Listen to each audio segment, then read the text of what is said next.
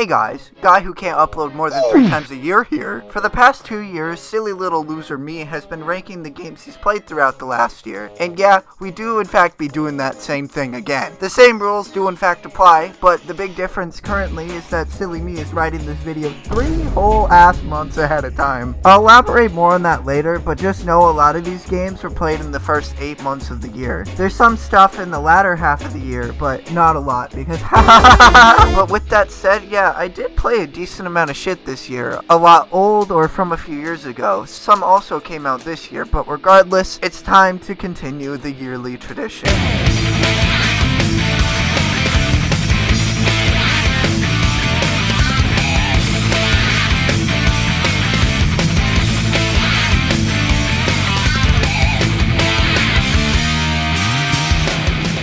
Froggy? Every time I decide to give this bitch the benefit of the doubt, it gives me a fucking shiver down my spine. Anyways, there's a strong temptation in me to say the line that would be like fucking nails on a chalkboard for Sonic fans, but I think I'm just gonna get to the point and say, yeah, this game is not it. This is a game I have plans for in the future, but for now, no, I just do not like it. Sonic, why are you going through the wall? Story-wise, I mean, I guess I get it. A more ambitious 6-story campaign with 6 playable characters sounds amazing in theory, but these cutscenes look like ass. You're forced to watch the same scenes like 8 fucking times. It doesn't really feel like anything happens in most of them. Playing this game with a group of friends backseating my every move was truly the experience ever, as the game tried to not bug the fuck out of every corner. Fuck, it felt like it wasn't my friends backseating me, it was the game itself. Camera issues where Luke couldn't see for a whole 20 seconds, or that instant. I've never had that happen to me.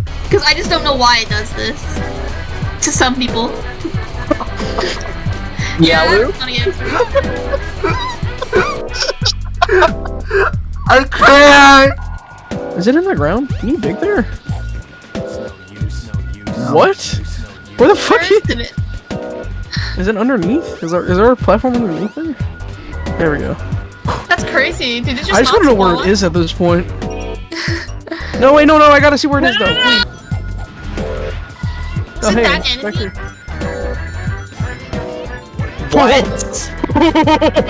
Did the game bug out and not spawn it? I love this game! Dude! Oh, you wanna see Gamma do the stanky leg? The ending part, now I remember. I like the beginning. I was about to say, ain't no way you better say that when you know exactly what's coming up. Yeah, the beginning is actually pretty good though. Why in do my they opinion. put fucking... Oh my god.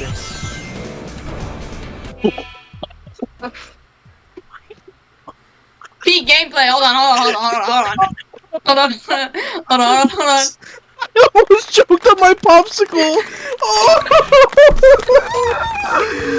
While I could see the heart of a game trying so hard to be a grand leap into the world of 3D, that heart just did not speak to me throughout its entire runtime. Sonic's levels are decent, they're the part of the game that has the most potential, but the game constantly fought me to the point where the idea of having fun felt like nothing more than a foreign concept. Sonic, just fucking live, dude! The rest of the stories are just a lot of nothing, too. Tails is okay until you realize you could just fly to the end. Knuckles is alright. Amy is just fucking boring. Gamma is pretty decent.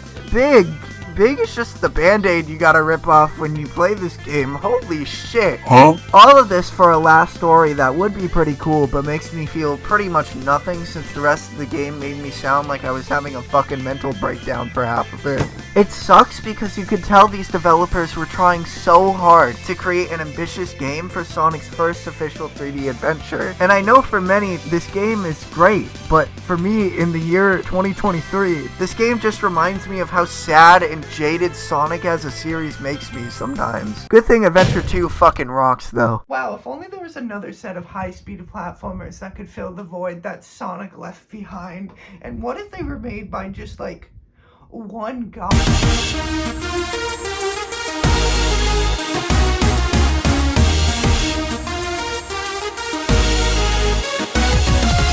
I'm gonna cheat a little and put all 3 of these here, but let me just say, this is a series that has been the most refreshing in the last year, especially after being burned by a certain other game that I refuse to bring up in this video. 3 fast-paced, self-indulgent platformers that go so far beyond what its main inspirations have been able to do in recent years, while also making a unique name for itself in the process. Starting with Spark 1, it's such a strong start, and is honestly such a unique mix of several inspirations that I have trouble thinking of anything really to compare it to. It's a lot of fun blasting through these levels and bosses with Kirby-like abilities and swapping between the different Jester powers. It's structured a lot like a 2D Sonic game, which are games I'm not really a fan of, but still enjoy enough for Spark to resonate with me a lot. I love that the game is balanced as hell with some abilities. Look at this fucker fly, dude! Also, I don't think I need to say that a Sonic-inspired series of platformers has some banger fucking music, but goddamn, some of this first game stuff is so good. It's hard for me to go fully into depth as to why, but it's a solid recommendation, although it is really funny that the game just kind of crashes sometimes for you breathing incorrectly. Spark 2 is a really funny case because, for one, they completely ditched 2D. This is a 3D platformer now, and also the main character is just no longer playable. Spark 2 is definitely what you would call a first attempt at a 3D platformer. If Fark is the Shadow equivalent to Spark's Sonic, then Spark 2 is the Shadow the Hedgehog. I'm not finishing this analogy. This is a disservice to Spark 2. What I mean to say is that Spark 2 tries so hard to be something new and cool, and while it is fun, a lot about this game just feels off. Fark's jump feels off, these levels are really short, the combat suffers a lot from being very simple. The game just screams being a first attempt, which is okay. I still think it's worth the time if you want to know more story stuff, but it's truly just the opener for something much better. That being...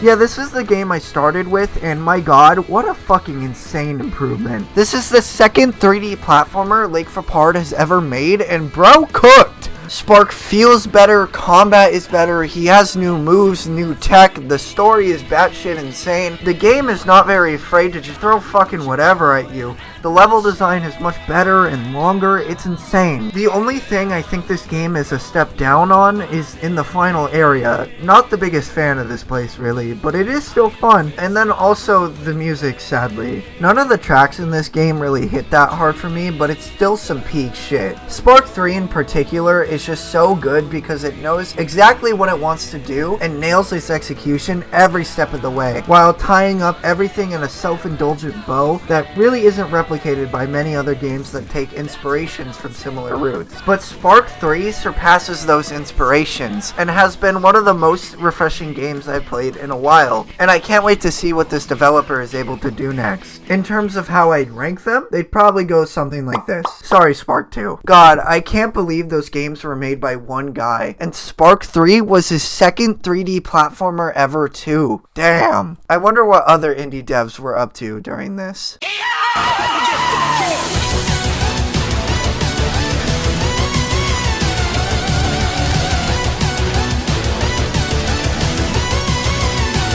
God, what a silly game. I don't think there's another game that I've played in my entire life that compares to the fucking insanity of this one. Resident pizza establishment owner and enthusiast Peppino really loves to fucking scream, and looks like he's having a mental breakdown at every conceivable second as you sprint through the tower at fucking Mach 20, and it's fucking glorious. God, did the fucking Vizzy-Pop writers write this shit? I truly have never played a game like this. Running through these pretty fucking large levels, playing as a mess of a man just to get to the end, run into Big Pizza Guy, hearing this shit, and have to book it all the way back to the start of the level with a timer at the bottom of the screen counting down until you just die, is the definition of anxiety incarnate, and it makes me feel alive. Recontextualizing the level you just just went through by going through it backwards in pure fucking panic really does something to you on top of the batshit insane Zelda CDI ass art style. Pizza Tower is not the best game I've played this year by far though. At least it's not 100% for me in terms of getting the full mileage out of it. The thing about Pizza Tower is that the game is like junk food in a way. I spent a lot of time fumbling around through the entire game, and while I was having fun, I never felt the drive to go the extra mile beyond just beating the game. While I do love Pizza Tower, it's extremely fun and unlike any game I've ever played. It's hard for me to feel the drive to get better at it past fumbling around because of how demanding the elusive P rank is. Like, dude, to get a P rank, you have to go through the entire level without getting hit, collect all the secret eyes, keep up your combo the entire level, so you have to move quickly, and do an entire second lap during pizza time. It's just too much for me to do right now. But for others, I'm sure it's worth the challenge. In other words, my main complaint with this game is that I fucking suck and it's a skill issue. I'm so tired. At least the music fucks. Can I have the next game now? And please, something more relaxed. I'm begging. Implying that Kirby is a relaxed game is like saying every natural disaster in history is some baby shit. But fine, Kirby makes me smile, so it's okay. Kirby's Return to Domestic Terrorism was always a game from my childhood that I looked fondly upon, but this series has evolved so far beyond the point of the more generic return to form that this game set out to be. So when Nintendo revealed a remaster of the game with new content, I looked at it with a, yeah, it's Kirby, so I'm buying it, and not much excitement otherwise, especially after they announced the lack of online play for the game. But playing it again was honestly really enjoyable. I don't really have any issues with the game. It was just nice to revisit the game from my childhood. Please calm down, Kirby. The gameplay holds up amazingly nowadays. I love the new abilities. Trust issues are in fact still here. Who the fuck are you? Why are you condoning microtransactions? The super abilities are really fucking cool despite just pressing one button to terrorize any resemblance of life. And I forget how hard the soundtrack goes. I love that Meta Knight, King Dedede, and Waddle Dee are all just here, and that they've changed Dedede's design for like the 40th time since the original release. The extra modes and stuff are all really good too. There's a shit ton of new minigames that I have yet to play with friends because haha, but the main attraction is the new Magalore epilogue, taking place after funny trust issues are created, and you beat his ass. This mode was pretty enjoyable despite not being the best thing ever, but I could appreciate what they were going for a lot with the combo system and remixed bosses and such. Kirby's Return to sucking really hard gets an A tier for me. It would be an S tier if it had online multiplayer, and if Kirby could taunt in this game like Forgotten Land. Fuck, never mind. But Kirby was not the only thing I played this year with cute creatures and demonic shit. There was another game that I played this year that I may have been a slightly bit, desperate for. Also, it's the best shit ever because it has a dog.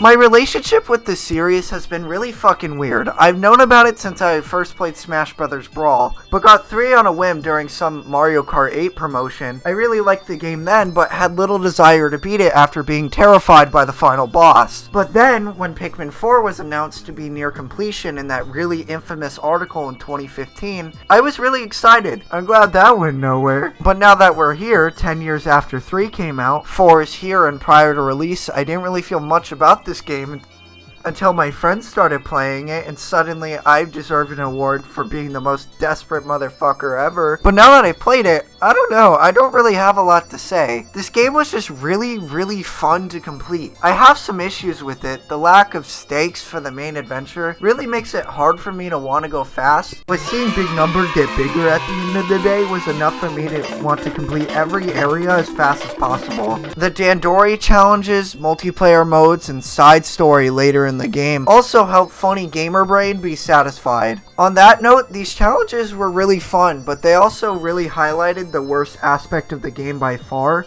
the controls. Despite 30 plus hours with Pikmin 4, I constantly had issues with the lock-on being stuck on random enemies and stuff. And while I know you could just switch targets with one of the triggers, I don't really think that fixes the larger issue here. Lock-on is a good idea for the game. I just don't really understand why we couldn't swap between control schemes, since I literally proved a few years ago that pointer controls for Pikmin can work on this potato of a console. I've had several instances of the lock-on fucking me over and getting several of my Pikmin killed. But regardless of that, it's been a while since I've had a game that just felt so painless to complete. Completing every area in Night Expedition felt very rewarding in general, and the moments where the game got hard made for some of my favorite video game moments in years. Walking off the ledge in a cave and it killing my entire squad. Getting half my party wiped by the final boss because I lacked an upgrade for funny dog that makes me smile. And the absolute shit pants of seeing several of the most infamous bosses in the series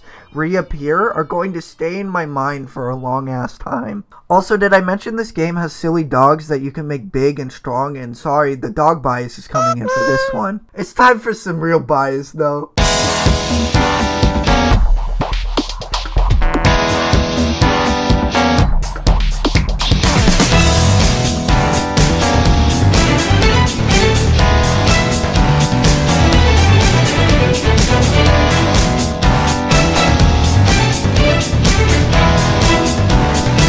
Back at the beginning of the year, I made a conscious decision to try and replay a lot of the games that mean something to me. Ones that are so unbelievably important or were part of my childhood. I played like 3. One of those games happened to be a replay of Persona 5 Royal, and yeah, the mental illness is real bad with this one. It's one of my favorite games of all time for a reason, and it's one of those games that brings me immense comfort despite the topics of some of the story being, the opposite of that. Don't get me wrong, this game, especially in regards to the story itself, has got issues, but the vibes and the act of actually playing the game elevates this one game to the fucking Hall of Fame of games I love dearly that Twitter just needs to shut up about, please. I want to save a lot more of my emotionally driven thoughts for another time, but for now, the story is great. These are some of my favorite characters in fiction. The gameplay is some of the best and most satisfying turn-based combat I've ever played, and the third semester is so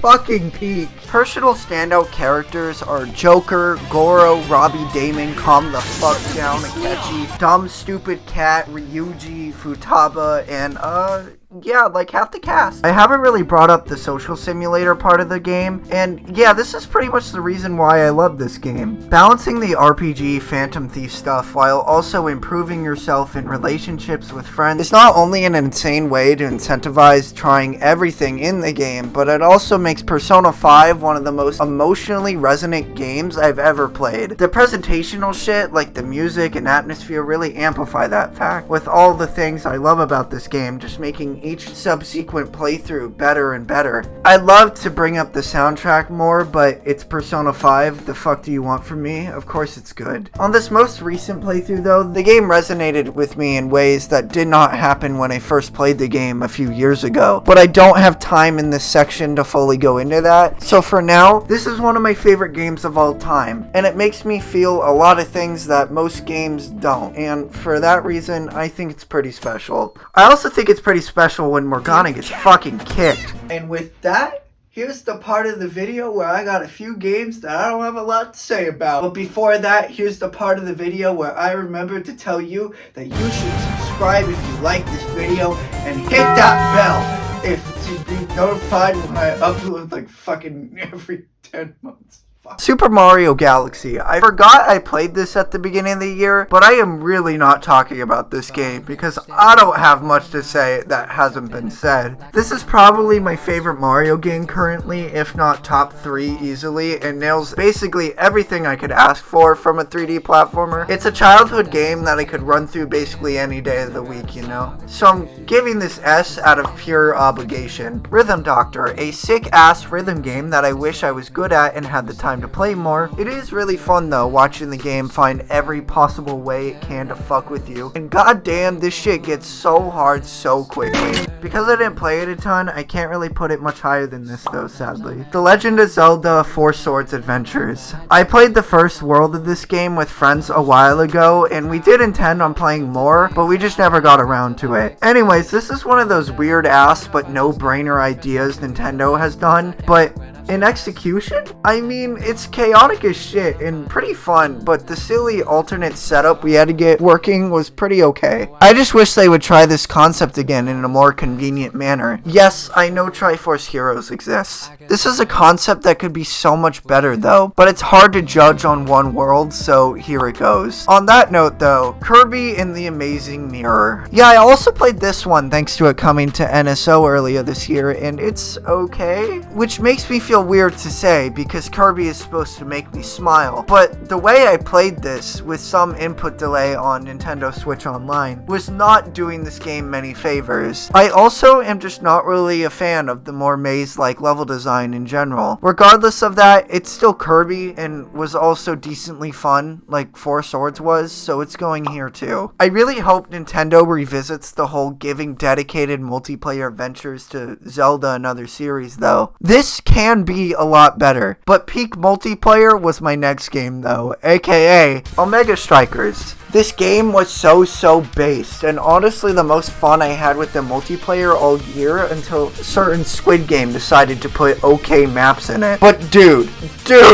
this game is so raw, which is not something I expected to say about fucking League of Legends air hockey. I've never really played a MOBA before this either, so it was pretty weird getting used to this game. However, getting in the zone in the game on top of the music going crazy is just an insane feeling and made for one of the most fun multiplayer experiences I've had in years. The game did fail to hold me and my friends sadly, and I do think updates took too long when I was actively playing the game, but I do feel the urge to go back from time to time. I really hope that this game has a long life ahead of itself. Editor's note.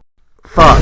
It's a solid B tier for an experience that I don't really think I'm gonna get again. Oh wow, I guess I had a lot more to say about those games than I thought I did. And there were a lot of multiplayer games too. That wasn't really intentional, but hey, you wanna hear how I tortured my friend for like 11 hours?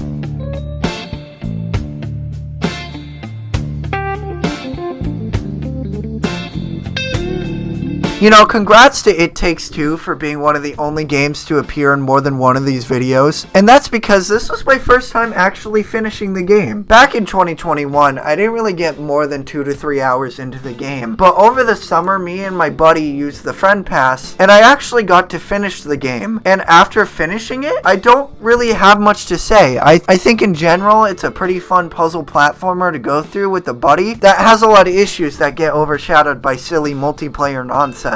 Like the balance between what players get to do what is all out of whack, and the pacing of the story gives me an aneurysm. But I'm gonna be honest, when it comes to It Takes Two, this is one of those games that hasn't really stuck out in my brain. I don't really feel like talking about the funny divorce game is essentially what I'm saying. Except it did get me thinking about multiplayer game design, and that's cool. Also, the stupid fucking book and his accent are the most that stick out to me in this game, other than the hundreds of ways I got to think of to kill my buddy. It's a very solid B tier recommendation for me. Definitely worth your time if you really want to test your friendship. But I want to kill the last of the friendships I have.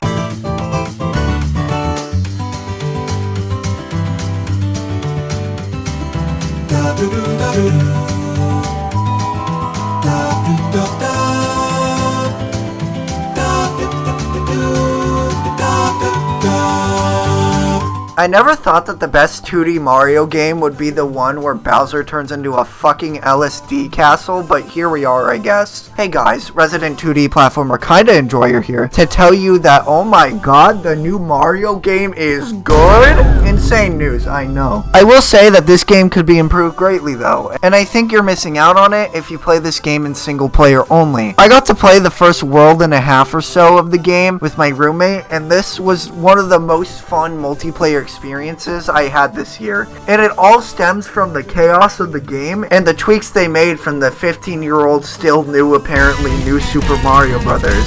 Taking out the ability to throw your friends off cliffs now means to fuck with them, you have to get creative and also fight for the camera. Combine that with the Mario cast taking some next level LSD for this game, and suddenly me and my roommate are saying not very nice things to each other. Just get the fucking coin, damn it! It flips one of the most wildly creative and inventive platformers Nintendo's put out in years on its head and turns it into a different kind of game, as you half cooperate and half try to set up a way for your friend to get killed. Not to say I didn't have my fun in single player though. This game continuously impressed me the entire time I played it. Getting to the funny drug flower and experience each and every bit of creativity that the devs poured into this game makes me so excited for the future of the Mario series. This game's life and personality makes me so excited for the future, and knowing more about the development history of the game, mainly that Nintendo basically told the team take as long as you need, gives me hope that maybe the industry I want to give my working life to might, not kill me. It's a nice feeling, I guess. I do think Mario Wonder is not perfect whatsoever though. The bosses suck, and by far the biggest issue is that it feels like a lot of these levels were just too short. Like certain ideas got cut off before they could develop completely. The badge system also needs some work. Certain ones are really good, but there's a lot that are just so useless you're never gonna touch them, and the level design do not accommodate for these badges whatsoever. These badge levels make me feel like the biggest gamer ever though. I want more of these. There's also the general problem of me just really liking the more movement heavy 2D platformers like Celeste or the Ori games, to the point where Mario really hasn't made me feel much in years, but that's not really Mario's fault here. The stupid fucking flower can die though. Mario Wonder in general is just a genuine breath of fresh air for the Mario series, and it's that creativity and multiplayer experience that really settles the game into a very respectable A tier. Normally I have like a joke or a transition plan for these in-between bits, between segments, but this time I got nothing. So, British people. Water!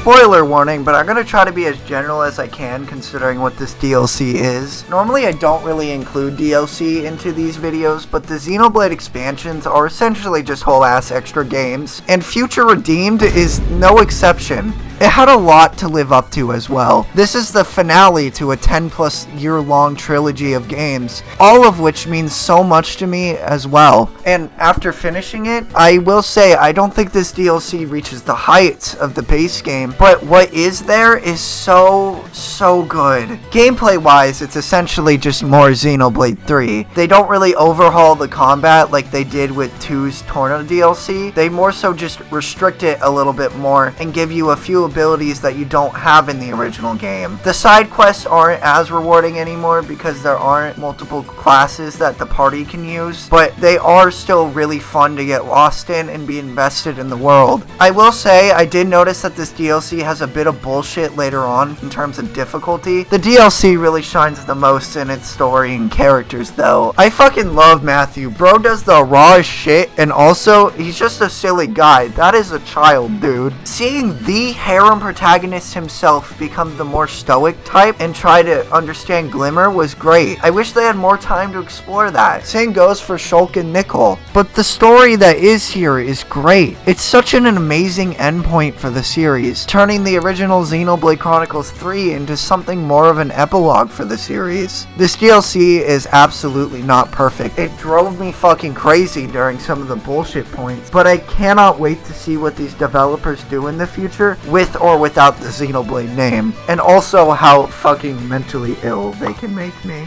But now it's time to talk about one of the rawest games I played all year that I did not get to enjoy. Waking up one morning to Microsoft and Bethesda announcing a sick as fuck, stylistically unique rhythm-based action game made me question if I was actually awake, because it is very rare when either of these two companies decide to publish anything cool. But here we are, and Hi-Fi Rush is easily one of the coolest conceptually and most memorable games I've ever played. You play as Chai, a reckless, dumbass, idiot wannabe rock star, rebelling with his team of people also named after T against bad company doing bad things like with robots after getting an MP3 player implanted in your chest and changing the entire world to revolve around you. Everything in this game moves to the beat. Chai will snap to the beat, you dodge/dash to the beat, the machinery moves to the beat, and it's all to keep you on beat by the time you get into combat, where your sense of rhythm better be in check. Combat is kind of the reason you play Hi-Fi Rush, style aside, and is kind of the make or break aspect for the whole game. The combat here has one major issue for me, and that's the parry system. Considering the devs went out of their way to create many different ways for you to get back in rhythm, it's so jarring when the game forces you into these bits where you need to parry all of an enemy's attacks before you can continue fighting them. This mechanic also just created a giant skill check around the 5th stage, and I think parrying should have been introduced much earlier within the game. I also had smaller issues like the jump and movement being pretty clunky outside of combat, but on that note, we reached the part of this section where I need to be honest and say I cannot tell how valid my complaints are when my experience with this game sounded something like this. Bro, come on, bro. You're making it looking like Hot Cross Buns is a hard song to play, dude. What the fuck? The only thing you have in common with LeBron James is how he has no rhythm, bro. Like, no rhythm, no bitches, no nothing, bro. You are fucking literally set to lose in the game of life, bro. Holy fuck. Kill your... Not being able to focus because you have the equivalent to if a YouTube comment section could speak in your ear constantly dragged down the experience from what would have been one of my favorite games of the year to something I don't know if I really want to go back to for a while. Don't get me wrong, the game is great and I recommend it to anyone interested. The story, the music, the charm, the aesthetics were more than enough to keep me going, but for me, the frustration was a lot to deal with. In conclusion, if the game could give me a way to permanently make my friend Devin shut the fuck up, then maybe the skill issue would go away, and it would truly be a masterpiece. Okay, so the next game I played after being backseated and funny music game was, a first-person shooter rhythm game.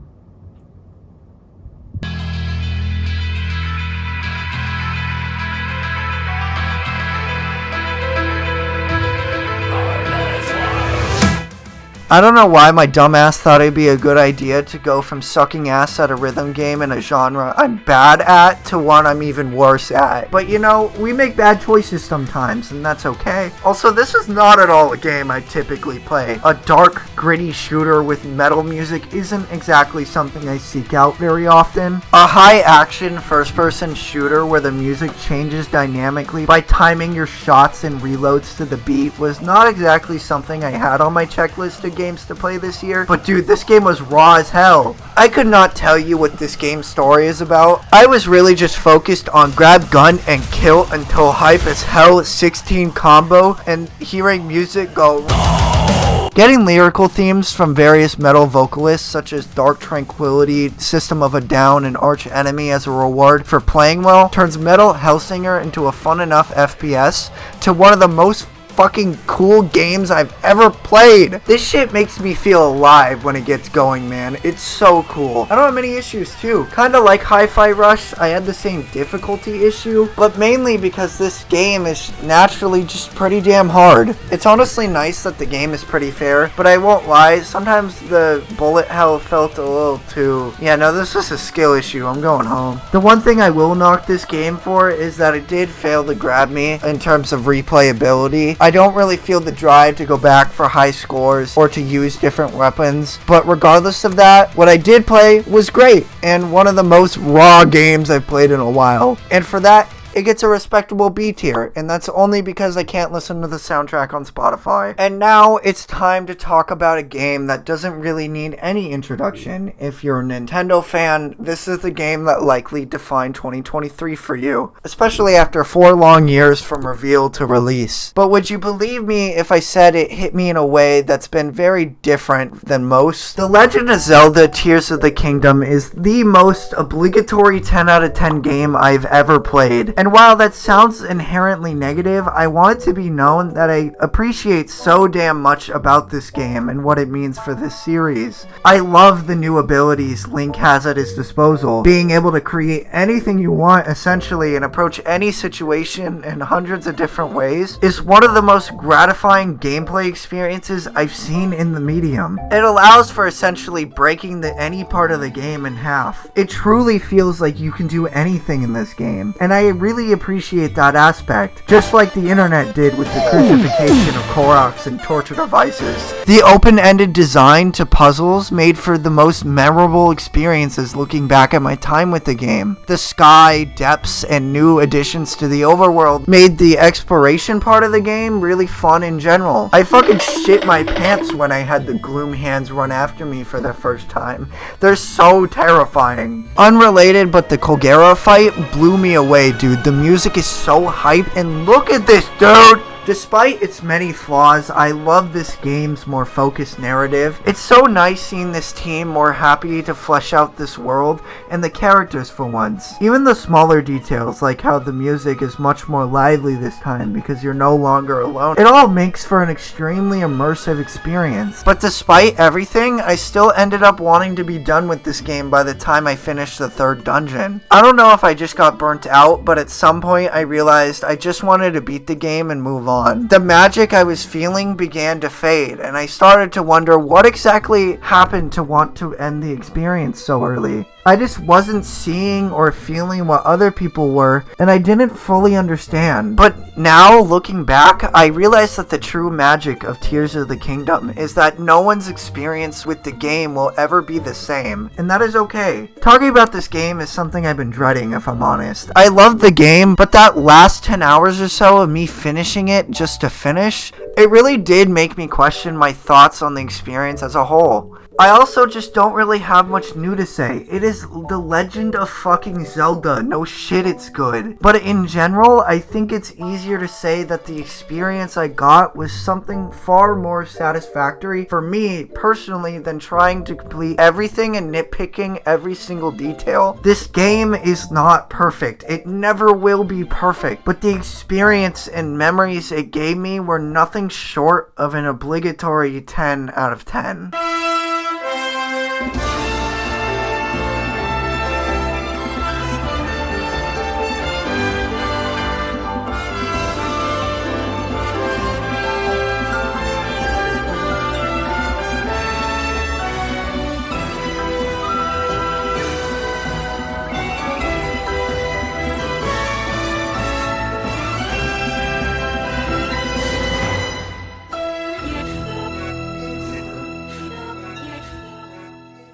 I'm not exactly sure how well I've conveyed this feeling throughout this video, but the feeling of not really wanting to give my thoughts on certain games really started to appear throughout the year. Despite my jumbled nonsense of writing half the time in the Tears of the Kingdom portion of this video, I really just wanted to say that this game is good, you know? It's Zelda. I don't really have much to say that other people haven't. Fuck, it's why I barely touched on Mario Galaxy. Throughout the year and the time spent writing the script, I've realized how much I want to write about other things. That video game music video from June was so much fun, man. Getting deeper and deeper into my college and actual career is leaving me little room to actually work on massive projects like this. And frankly, I want to move on and do other things. In fact, everything aside from Mario Wonder and Pikmin 4 were all things I played before mid-August. I just don't really have a lot of time now. In 2021, I said that I wanted to do this to hopefully rekindle rekindled the last spark I had for video games at the time. But now, 3 years of doing this later, I don't really need to anymore. I've never felt more passionate about this medium that has consumed basically my entire life. Fuck, in about 6 months from now, I plan on starting to make my own games, and I'm so unbelievably excited to lose myself in my own work, and hopefully actually go through with that plan. But in terms of this video, 2023 has made me think a lot about the prospect of choosing a game of the year. The idea that I should be picking a game of the year right now, or that I should even need to have one in general, is just really stupid to me now. If I were to pick a game of the year right now from the 19 games I played this year, 20 if you count Lethal Company, funny as hell multiplayer horror game that deserves all the hype it's gotten, I would probably give it to something close to me like Persona 5 Royal.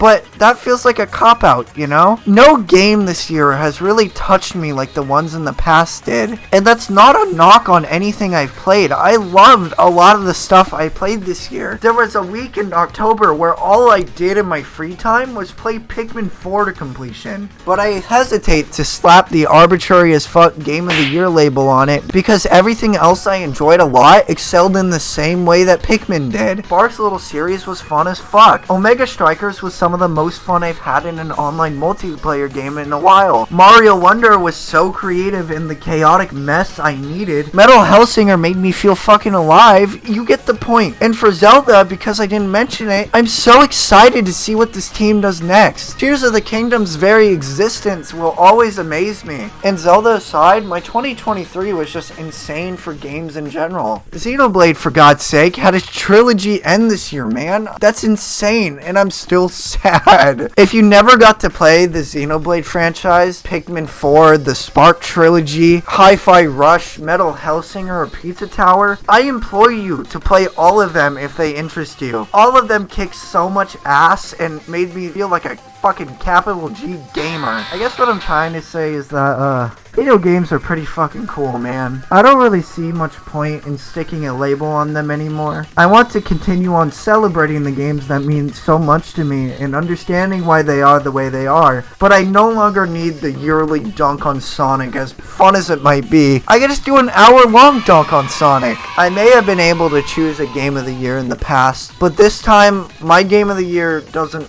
really matter, because this year, it's all of them. Hey everyone, welcome to the end of the video, yippee! This year has been really hectic for me, if you can't tell. After the video game music video, I started working on another project that kind of fell through, and will happen at some point, but not for a while. When it came to this script, I wrote it back in like August, or started writing it, and then as time went on, I recorded in November and then had to edit all of this in the first 2 weeks of my break from college. It's been a little bit exhausting, and last year I did this and I guess I didn't learn because holy shit, I'm so tired. But yeah, thank you guys so much for watching. If you made it this far, you should watch my other shit. Thank you. Happy New Year, guys, and yeah, sorry I never got to Sonic Forces. Bye bye.